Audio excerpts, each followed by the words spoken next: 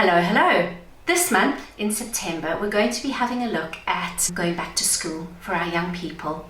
Now, this is a really difficult experience, and we range from difficult to extremely traumatic for some of our young people, particularly if they are neurodivergent, particularly if they've had struggles at school before. It can be a really traumatic time for them.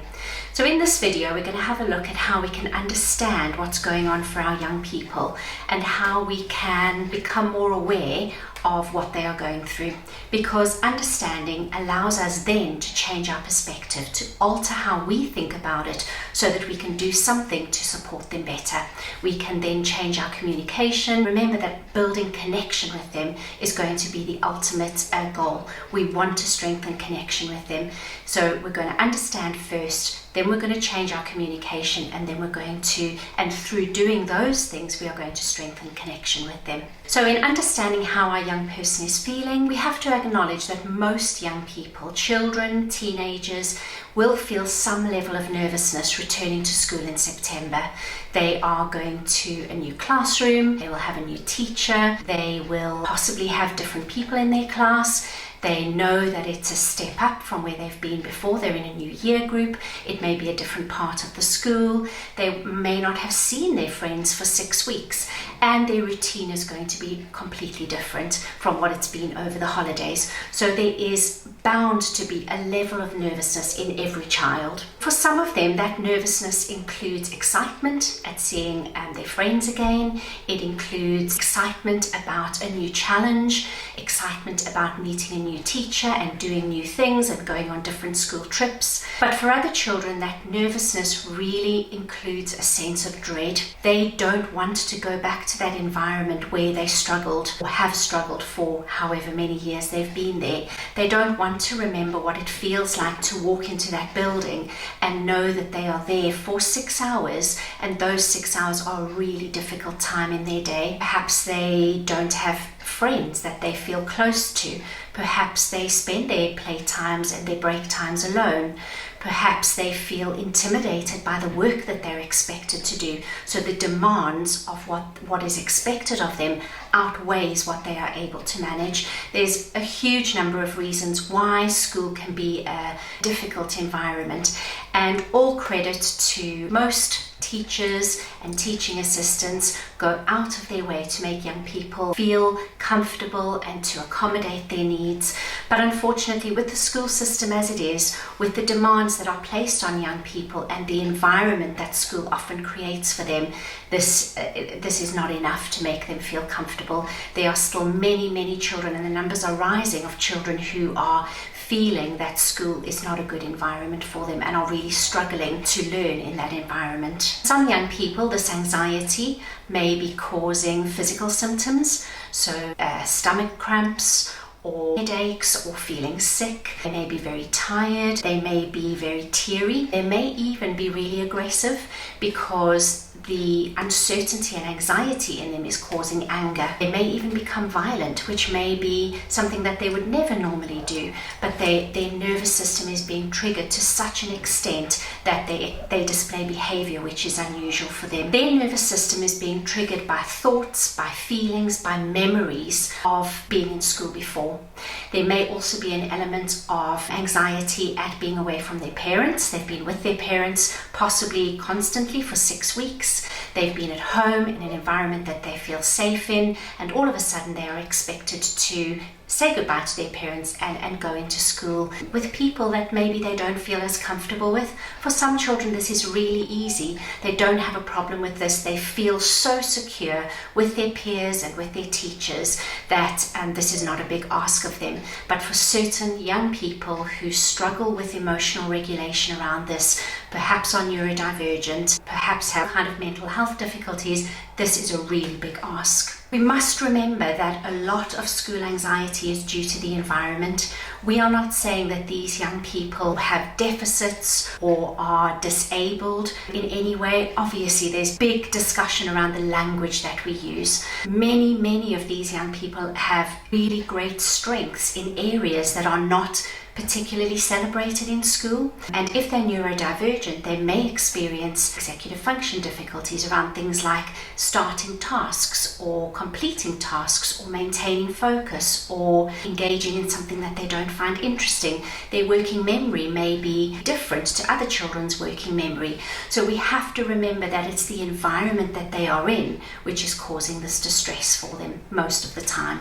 Other children may be in school and they may be able to attend school. Obviously, we have those where this anxiety is so extreme and they just cannot cope with the environment, and they will be those children who do not want to attend school. They refuse to go into school. They become increasingly emotionally distressed when they are taken into school, and sometimes an alternative way of learning has to be sought for them. Other children will be able to go into school, but they will really struggle with anxiety. They may not be able to engage with their learning. They may not be willing to do homework. They may struggle to engage with their teachers and their peers. They, again, may exhibit those behaviors that we've just talked about, which may be uncharacteristic for them, but that is a response that is almost a trauma response for them. They go into that fight, flight, or freeze mode. So they experience these difficulties. Some children, on the other hand, may look really fine at school. When a teacher is asked how are they managing, the teacher may say, oh, they look absolutely fine in class, they're with their friends at playtime, they look engaged, they look like they're learning, they're producing work, they don't see any difficulties. But these children are wearing a mask all day long, and that mask then comes off at some point when they reach a place where they feel safe, and most often that's at home. So parents get to see the emotional distress that they are in from wearing this mask all day. This can look like a variety of different things. They may withdraw completely and not want to talk to anybody at home. They may have a meltdown. They may be really emotionally dysregulated. When they get home, they may be absolutely hyperactive, so to speak, where they just have to move and run around. I think for parents, the best thing that they can do is become aware of how their child is responding and be curious about the behavior that they're seeing.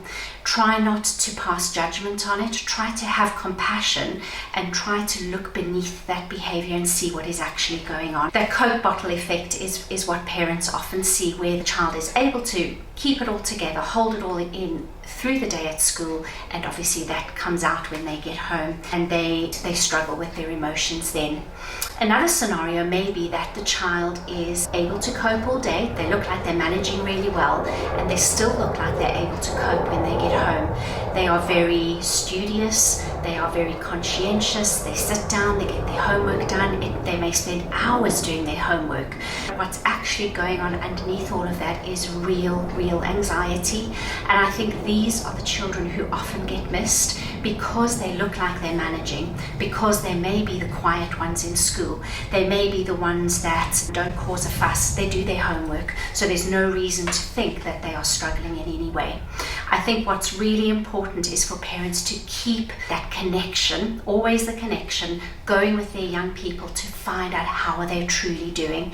And if you have that connection and your child is struggling, hopefully they will then feel safe to talk about that with you. As far as understanding goes, I think it's also important to understand our triggers and our emotions around school, because many parents will have negative feelings about school. They may have had a negative experience at school, and they may unconsciously be transmitting this kind of feeling to their child, or responding in a really anxious way, or becoming very uptight about homework that has to be handed in, or behavior expectations that have to be met, or attendance, something to do with school which may be triggering the parent themselves. So I think it's really important for parents to be aware of that. And the other thing that I would say is that it's really important for parents to consider things like the child's body budget, things like, are they eating well, are they sleeping enough, are they drinking enough water, are they finding ways to get rid of their energy. All of these things have a big impact on how the child is going to manage in school. And as I say, look beneath that behavior, look and see what is really going on for your child. And understand that their emotions are going to fluctuate. They are not little robots that just go to school every day, come out happy and get on with life. Things will go wrong for them. They will feel upset at times. Even if they're a child that is managing, there will certainly be days, possibly a lot more at the beginning of September, when they are getting back into routine, and they may really struggle for a week or two, but things may settle down after that. Unfortunately, for some children, it doesn't settle down. That anxiety doesn't disappear. They don't just become comfortable at school again and everything becomes familiar. Unfortunately, that environment is really traumatic for them, and often they need a lot of accommodations to be made, or they need to have an alternate learning environment. One thing just to note is that back to school anxiety often begins towards the end of August. So when school begins to be talked about again, when they go to have their feet measured for school, when they're buying school uniform, when they're buying stationery, when other people begin to talk about it, that the holidays are coming to an end and school is going to start again, that can be very triggering for those young people. Be aware of that. Look beneath the behavior. Look beneath, are they all of a sudden not sleeping as well as they were? Are they playing up at bedtime? Is there something going on for them because of return to school? Something that can be talked about, something that can be worked through with them to help them feel better. In the next video, I'm going to talk about communication around return to school.